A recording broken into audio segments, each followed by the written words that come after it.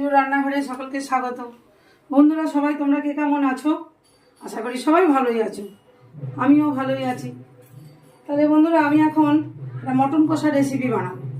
তাহলে এবার রেসিপিতে ফিরে আসা যাক, চলো শুরু করি। চলো সর্বপ্রথমে গ্যাস অন করলাম, গ্যাস অন করে একটা ননস্টিক কড়া বসালাম, বসিয়ে পরে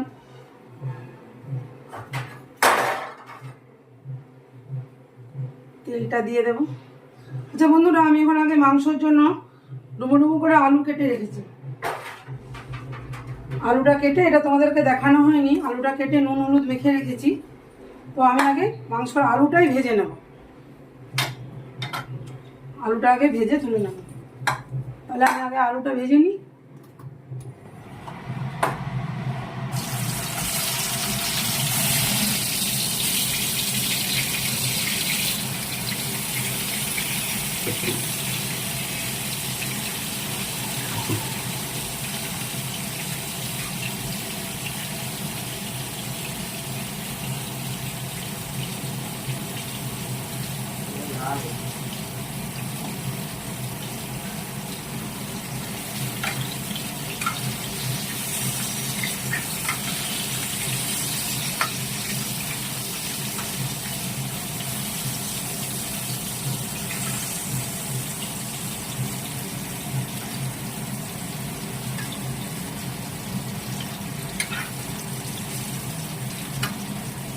আমার বেশ লাল লাল করে ভাজা হবে, তারপর আলুটা আমি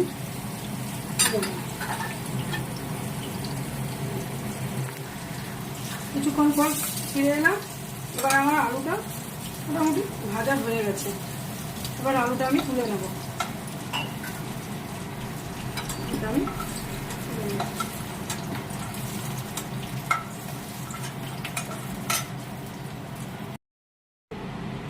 আর একটু তেল দেবো।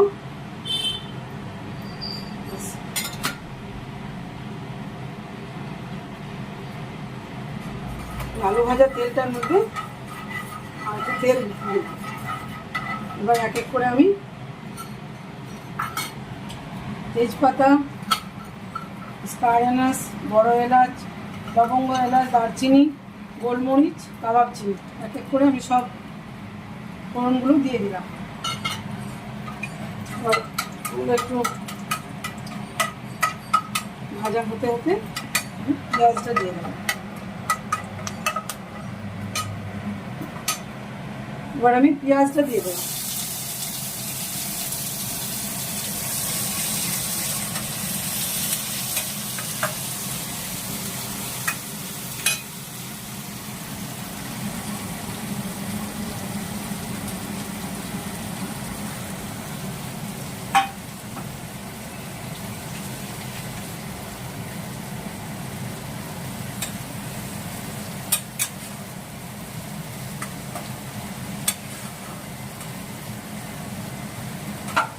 পেঁয়াজটা আমার এখন কিছুক্ষণ একটু ভাজা হবে।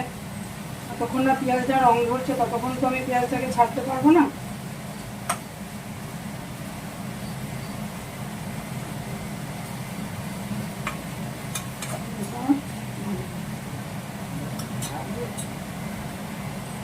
বন্ধুরা আমি মশলাটা সব রেডি করে রেখেছি। আদা রসুন মশলা আমি মিক্সি জারে বেটে নিয়েছি।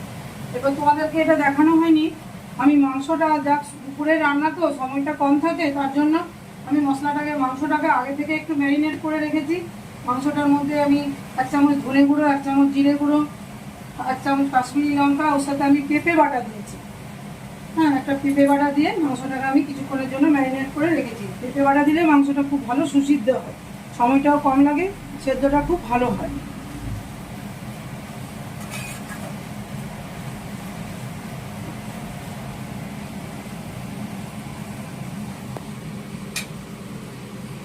ফিরে এলাম 10 মিনিট পর। তখন পেঁয়াজটা আমার ভাজা হয়ে গেছে। এরপর আমি আদা রসুন মশলাগুলো এক এক করে দেব।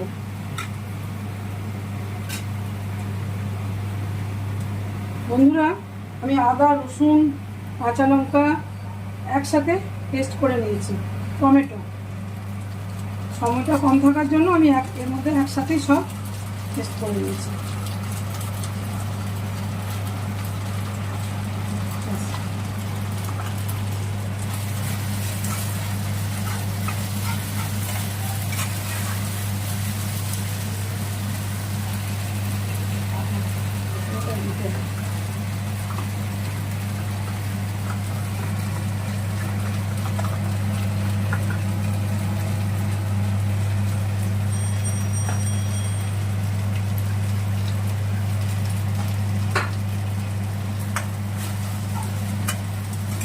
মশলাটাকে আমি খুব ভালো করে কষাবো।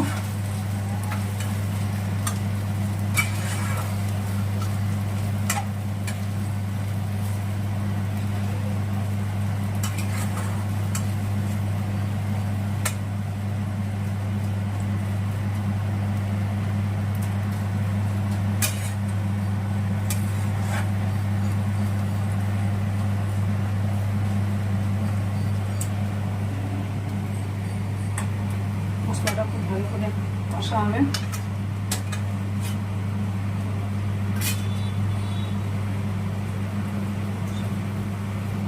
কষানো হয়ে গেছে, দেখছো মশলার থেকে আমার তেল ছেড়ে দিয়েছি। মশলা ভালো করে কষানো না হলে কাঁচা গন্ধ উঠবে, আদা রসুনের কাঁচা গন্ধ উঠবে। মানে একটু সময় নিয়ে মশলাটাকে ভালো করে কষাতে হবে। যত মশলা কষানো হবে তত মাংসর মটনের টেস্টটা ভালো বেরোবে।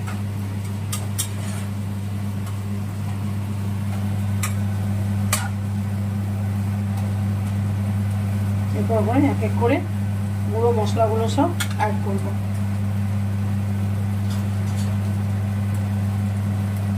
এক চামচ ধনে গুঁড়ো দিলাম,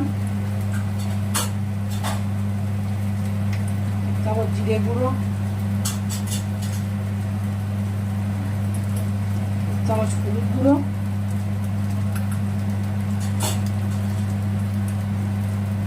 এক চামচ কাশ্মীরি লঙ্কা। এই জন্য আমি কাঁচা লঙ্কা বেটে দিয়েছি, একটু হাফ চামচের মতো গোলমরিচ গুঁড়ো দিলাম। সব মশলাগুলো অ্যাড করলাম। এরপর আমি অল্প একটু ওই মিক্সি জার ধোয়া জলটা দিয়ে একটু দিয়ে মশলাটাকে আমি ভালো করে মিশাতে দেবো, ভালো করে মিশিয়ে নেব।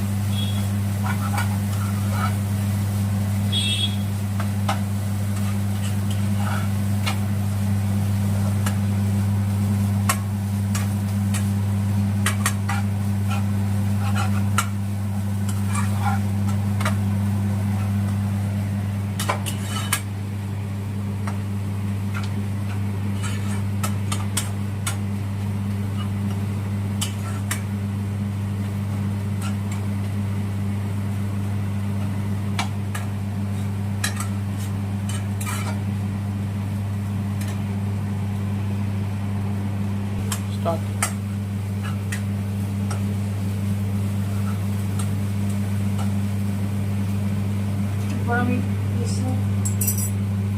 একটা ধোয়া যে জলটা ছিল সেটা আমি ওর মধ্যে অ্যাড করবো।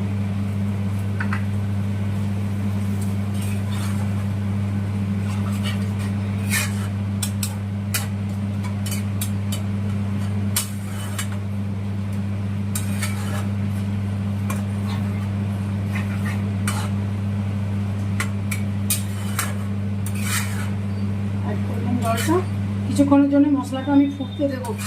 মশলাটা না ফুটলে মশলার কালারটা আসবে না।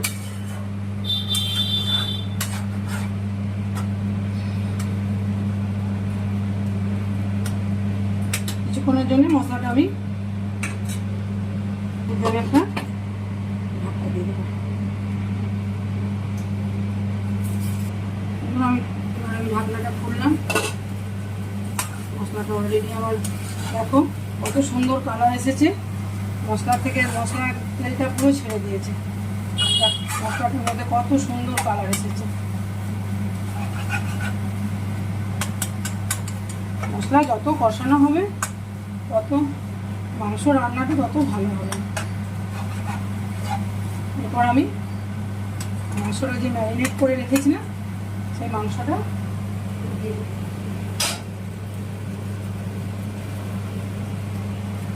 মাংসটা আমি এবার দিয়ে দেবো।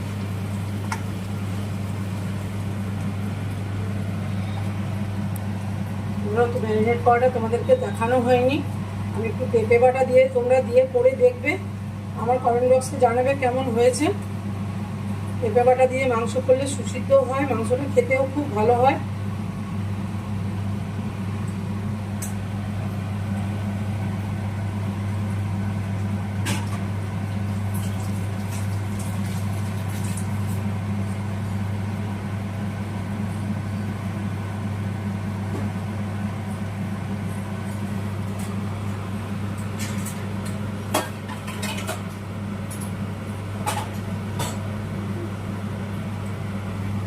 এবার আমি পরিমাণ মতো লবণ দিয়ে দেব।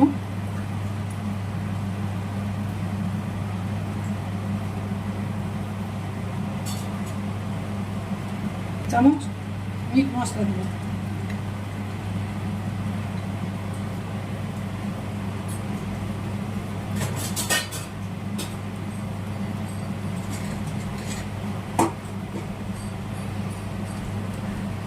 সব কিছু উপকরণ দেওয়া আমার কমপ্লিট। এবার আমি মাংসটাকে ভালো করে মশলার সাথে করব।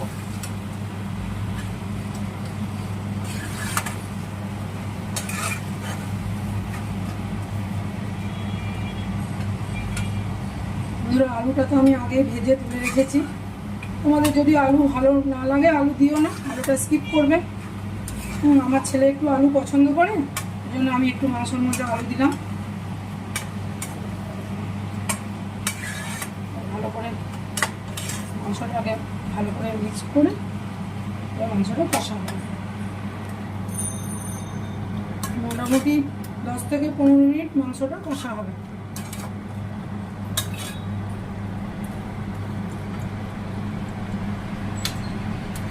মাংসটা কষা হোক, তারপর আবার ফিরে আসছে।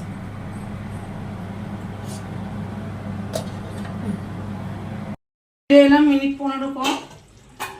এবার মাংসটা আমার খুব ভালো মতন কষা হয়ে গেছে। কষা হওয়ার সময়তেই আমি মাংসটা আলু দিয়ে দিয়েছি। তাহলে তোমরা দেখছো আমার মাংস পুরো একদম মাটন কষা একদম পুরো রেডি। বন্ধুরা, আমার রান্নাটা যদি তোমাদের ভালো লাগে আমার চ্যানেলটাতে একটু লাইক কমেন্ট শেয়ার করে দেওয়ার অনুরোধ রইল। তাহলে আজের মতো এখানেই হলো, এবার রাখছি।